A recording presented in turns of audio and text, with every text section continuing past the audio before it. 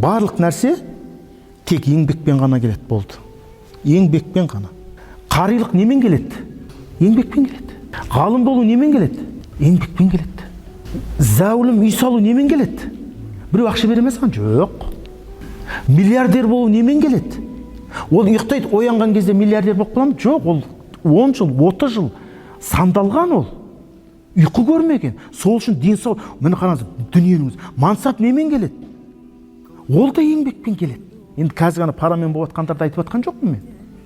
Барлық нәрсеге еңбек керек. Бірақ сол еңбек етудің жолында біз көп нәрсені сарып қыламыз. Біреу денсаулығын береді. Сіз 5 жыл Құран жаттап отыр, мысалы 3 жыл. Оңай дейсіз ба? Көрдіңіз бе? Сондықтан барлық нәрсе тек қана еңбекпен келеді. Осыны естен шығармауымыз керек. Сіз қазір Аллаға шүкір адал жолмен еңбек тауып, мықты көлік мініп, мықты жаңағыдай